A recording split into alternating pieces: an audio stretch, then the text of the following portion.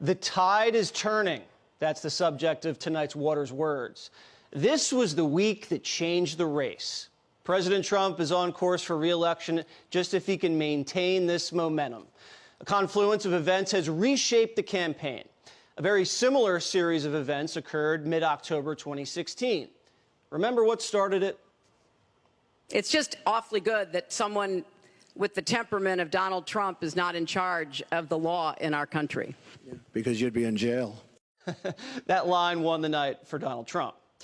That combined with his response to the Access Hollywood tape. Remember, he invited all of Bill Clinton's alleged mistresses and sexual assault victims to the debate and held a press conference.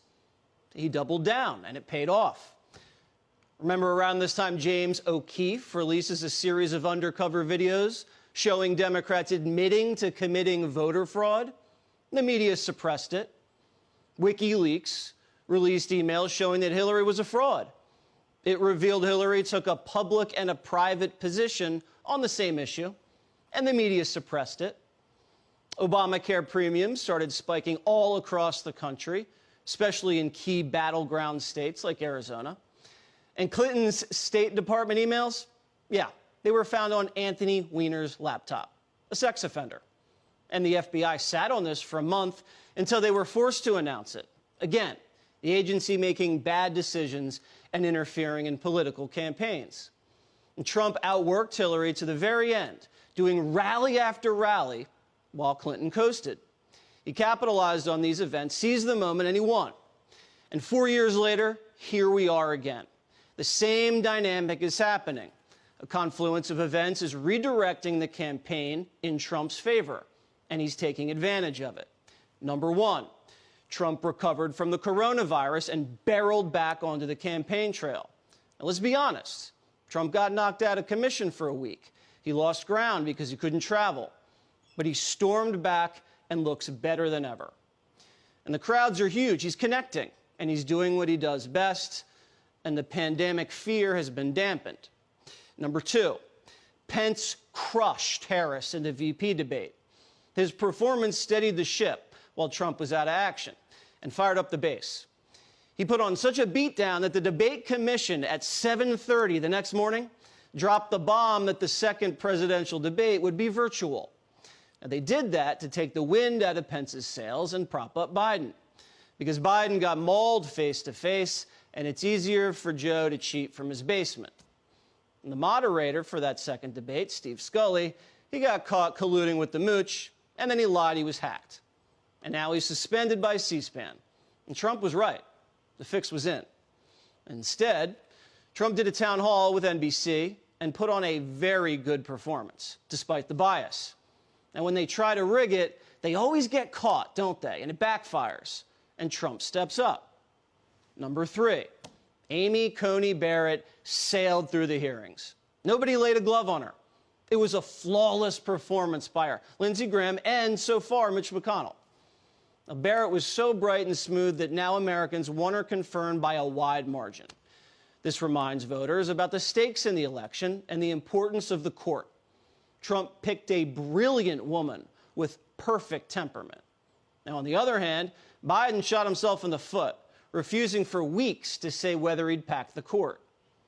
Well, sir, don't the voters deserve to know No, where they you don't. stand? I'm not going to play his game.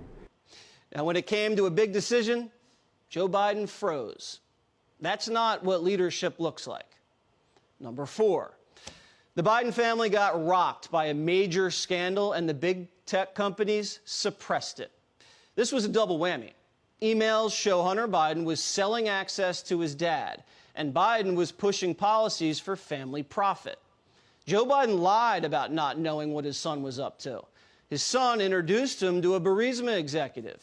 Burisma lobbied the Obama-Biden White House to fire the prosecutor investigating them for corruption, and Biden fired the prosecutor.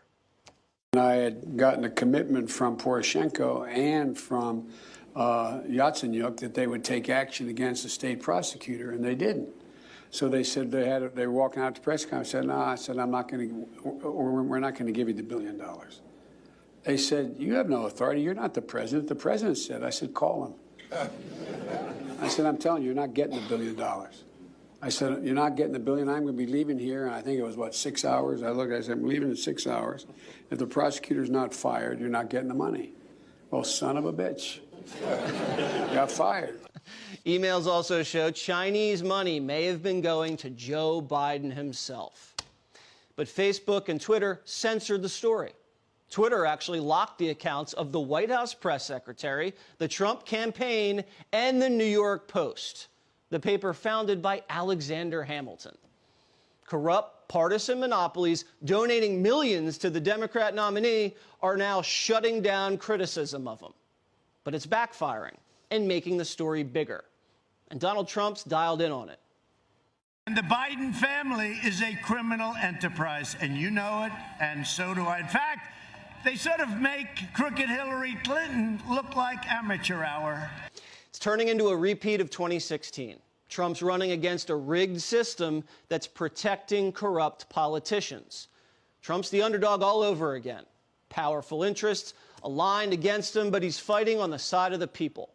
And when you have the people on your side, you're unbeatable. We're on the verge of another comeback that's going to shake the world.